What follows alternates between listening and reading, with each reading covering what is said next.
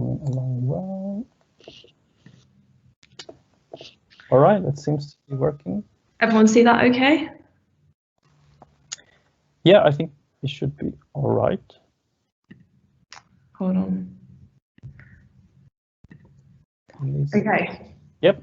Good start. Yep, should be all fine. Okay, well, thank you, first of all, everybody, for tuning into my talk this morning. I'm going to be discussing my PhD research in what I've been doing for the past few years, and my topic for my talk today is, should we be more sophisticated in how we examine sustained attention?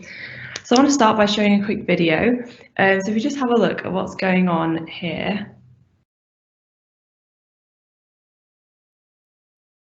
So we see an interaction between a mother and child, and they're engaging jointly in book play. Now, this type of engagement and this kind of interaction is really important for how infants begin to learn. And infants engage in all sorts of referential learning, and they learn words as labels, and it's the way infants acquire language. Oh, sorry.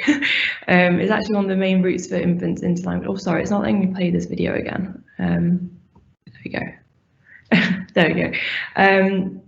So yeah, as I say, you can see during this interaction, around 2/3 of the way through, we have this lovely look from the infant to the mother, and then the infant looks back to the book. And these kind of interactions and understanding of the other person jointly engaging with this stimulus is very much a three-way interaction between the infant and the book, the mum and the book, and between the infant and the caregiver. And as I say, really important for how infants develop later skills.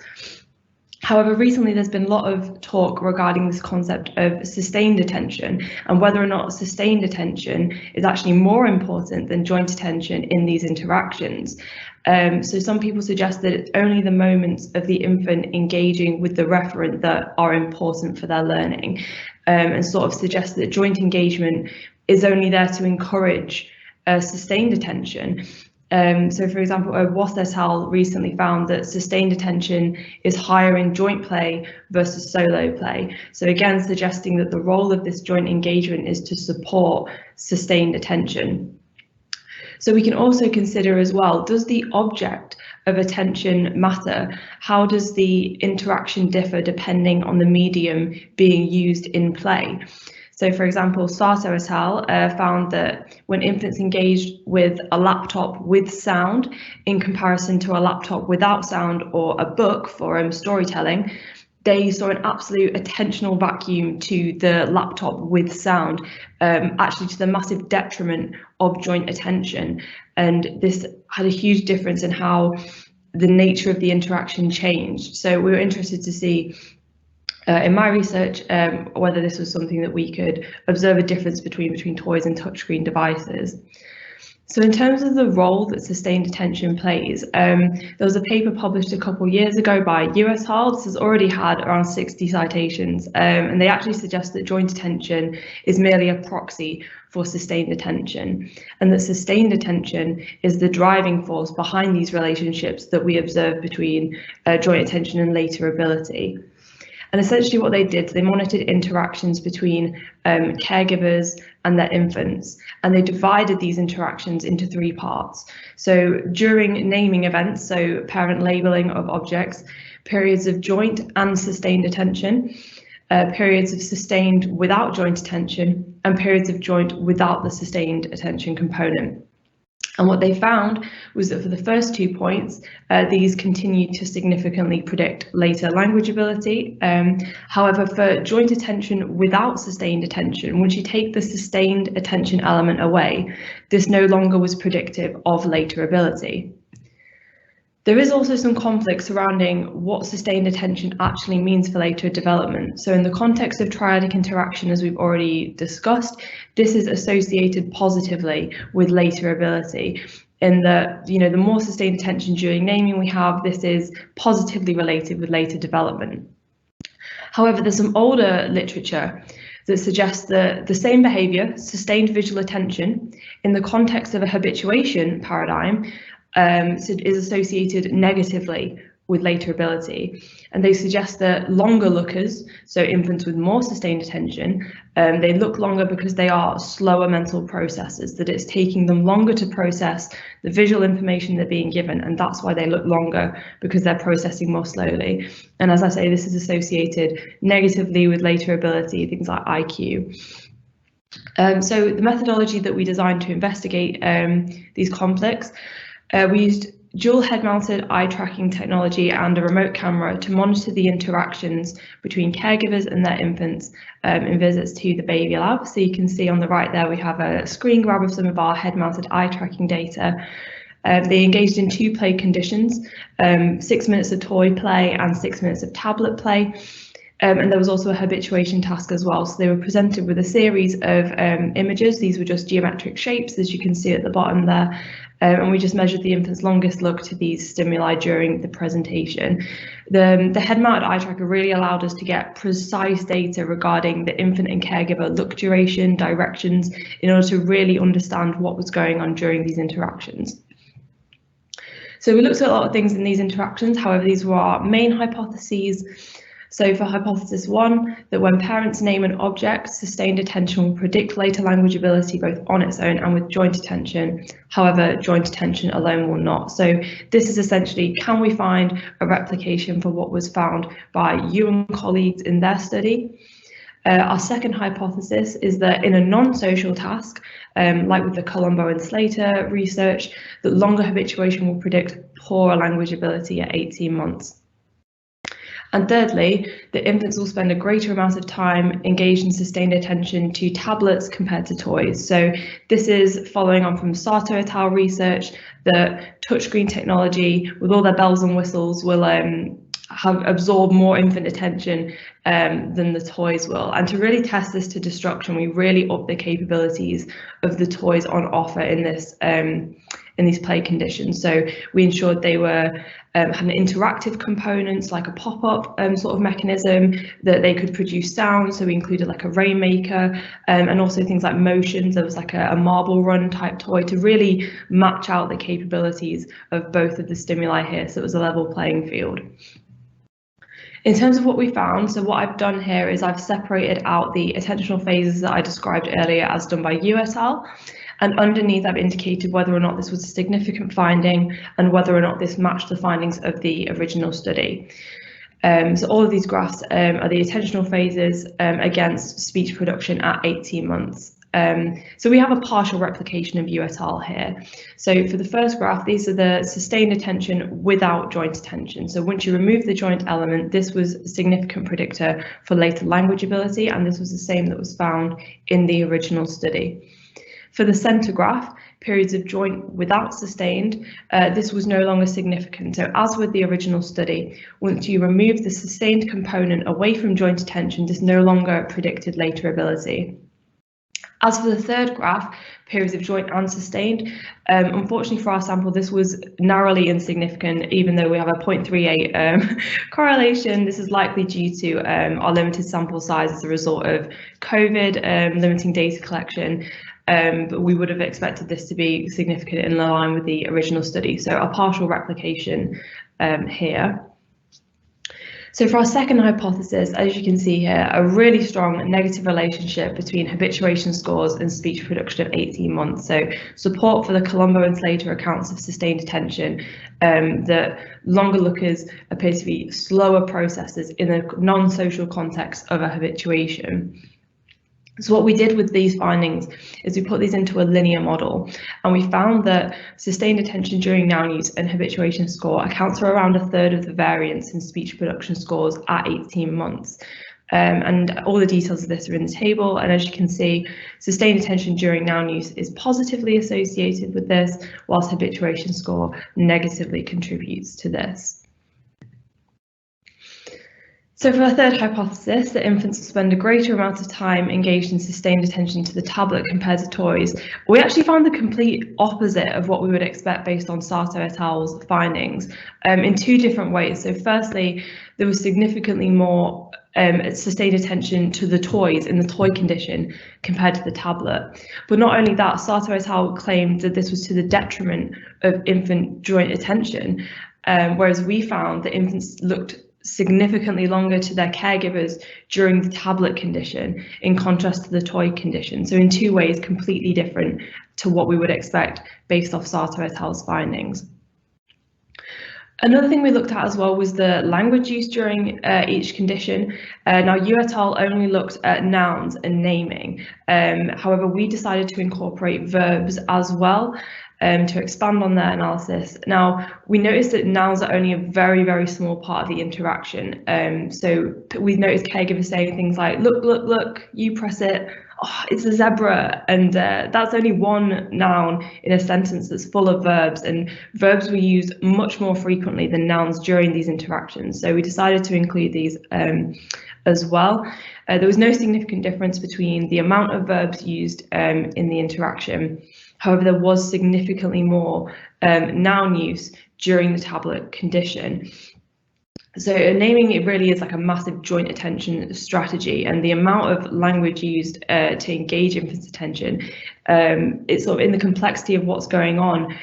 Sustained attention during an interaction and during naming is not really sustained attention at all, as we discussed in terms of the habituation context. It is joint attention once we add in that naming element from the caregiver and that input. So what this means in terms of infant tablet use, our results can be considered very reassuring for those concerned about the seemingly all-consuming power of touchscreen technology for infant attention. It seems that even with all the bells and whistles offered by touchscreens, infants are more engaged with toys that possess similar capabilities. We found the opposite to Slater et al., as I say, in 2 ways, both more time looking to the toys and also more time looking to the caregiver in the tablet condition. Another thing we measured as well was total look changes, and there was more look changes, so the reciprocal sort of nature of the interaction that we observed in the first video, rather than just, this being staring and the sort of slow processing that Colombo was talking about. There's a big difference, obviously, in the stimuli used by us and by Sato, so we can't talk broadly about this kind of technology. We have to be very specific as to the type of engagement and the type of toys and things that we're observing. And this does also provide some support for the educational value of touchscreen devices. If this is not to the detriment as joint attention as previously thought, there could potentially be educational benefits here. In terms of the quality and the quantity of language use, we found that total language use was really important for predicting the amount of time infants spent in sustained attention during naming. Now, this is in contrast to the original paper by you et al. The authors stated that their contrary finding was very important, as it demonstrates that caregivers who produced more naming events during the interaction did not necessarily provide proportionally more or less quality learning opportunities for the infant, whereas our results suggest that more frequent use of nouns during an interaction does provide more quality learning instances for infants. There were no effects for quality measures alone, as with the original study, so just the attentional phases. So quantity of language use does seem to have a really powerful effect. And as I say, the potential benefits of touchscreen technology. If tablets naturally elicit more parental naming and more frequent parental naming is important for later development, then again, potential benefits for the use of touchscreens with infants. In terms of back to examining sustained attention, we found support for the slower processing account from Colombo and Slater, that during a habituation, longer looking is negatively associated with later ability. In terms of triadic interaction, with regards to sustained attention, it's a case of blending sustained attention with joint attention. If the infants were merely to, just stare at the book during a joint attention interaction without any input, that's pretty useless. Your attention to my slides, for example, and graphics is enhanced by my language input. Attention alone is not enough. You need that quality input, and it doesn't rule out sustained attention as a construct. We just have to blend it with joint attention, in that sustained attention during joint attention is only as good as the joint attention input from the caregiver. I'm a little minute under my time allowance, so I have another interesting finding I wanted to mention as well. We looked at some of the other social factors that might influence the quality of the interaction, and we actually found that there was less sustained attention during naming for higher birth order children, so a negative influence of birth order on the quality of the interaction, which is something that I found quite interesting in terms of the interaction quality between the infant and caregiver. But yeah, essentially, user count of joint attention is far too reductivist. They only measured joint attention as when both parties were looking at one object at the same time. And as you see with the video that we started with, there's much more of a reciprocal nature of joint attention that I don't really feel is captured there. So yeah, thank you very much for your attention to my talk. And does anybody have any questions? Thank you, Kim, for your great talk. It's a very interesting topic. Thank you.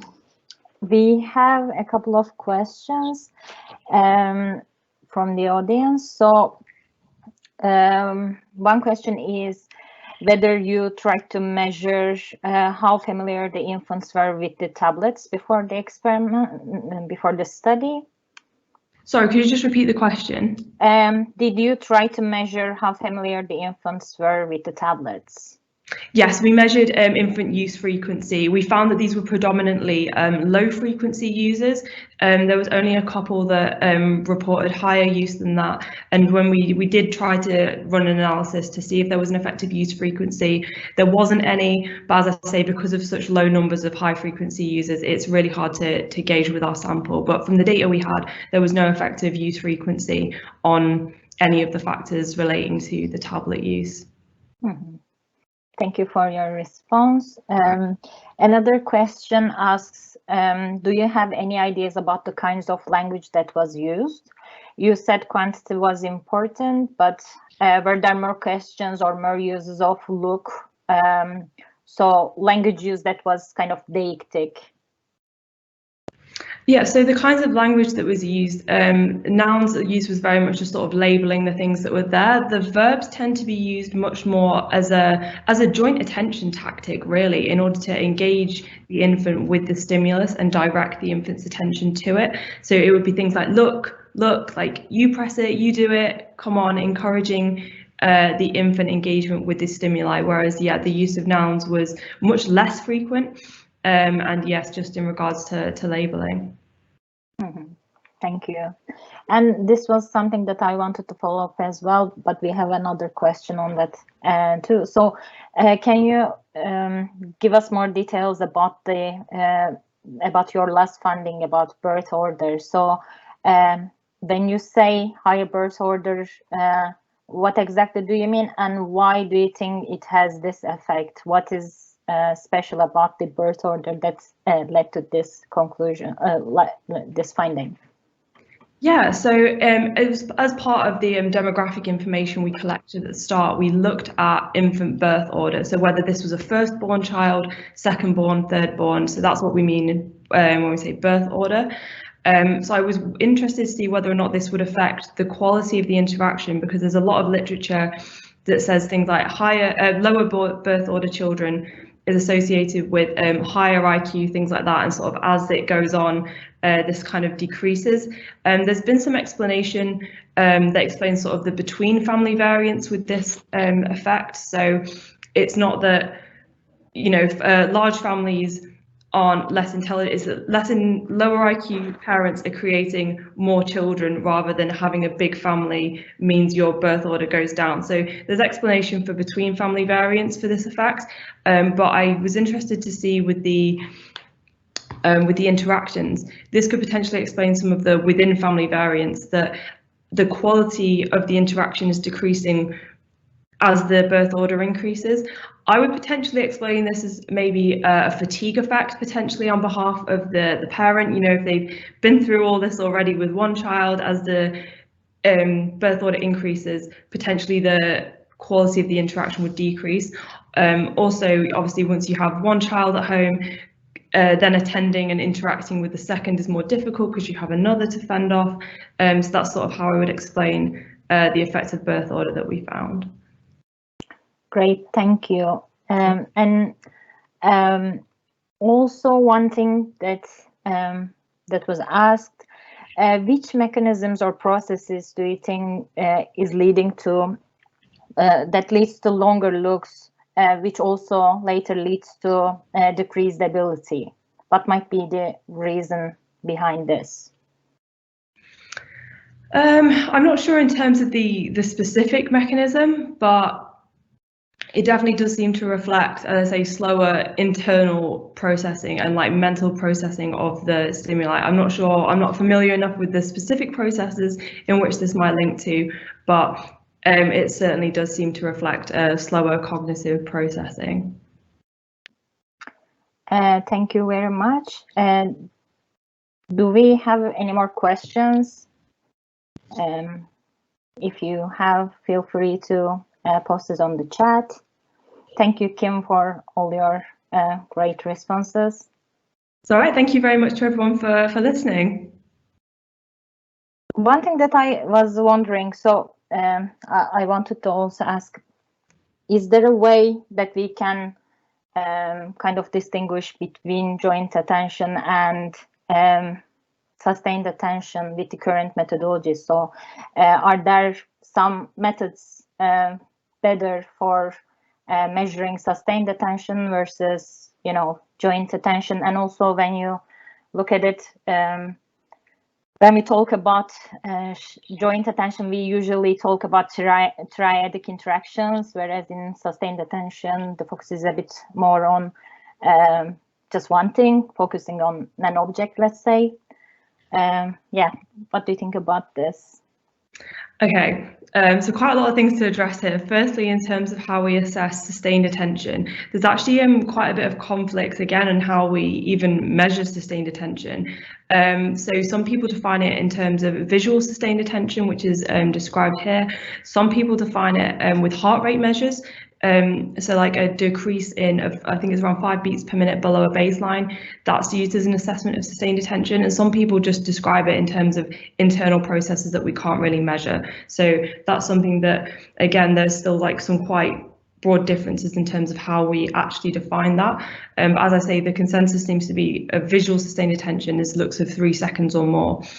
In terms of measuring joint attention, this is something that, again, is done slightly differently depending on the study that you're reading. And actually, one of the components of my PhD thesis is going to be a systematic review of how joint attention is actually measured. Because in the study that I described from US Al, their measure of joint attention is simply 2 people looking at the same thing at the same time. And that doesn't really account for any of like the joint, the reciprocal nature of joint attention. You know, all of you are looking at me on the screen right now, but you're not having a joint engagement with each other. But US Hal would say, because you're all looking at me at the same time, that's joint attention, even though there's no interaction between the rest of you, which I don't really think is a good measure of joint attention. But also, yeah, with other studies, they account much better for the reciprocal nature of joint attention. There are lots of different ways that this can be measured, and I definitely think more work needs to be done there on how exactly we measure these constructs. Does that answer your question? Yeah, definitely. Thanks a lot for your detailed answer. No worries. And thank you for your talk. It was really a pleasure to listen to your research. Thank you very much, and thank you to the host for organising this event. Thank you. I guess we will now proceed with the next presenter. Thanks again, Kim. Brilliant. Thank you so much, Kim, for your talk. It was so interesting to see. So now we'll hand over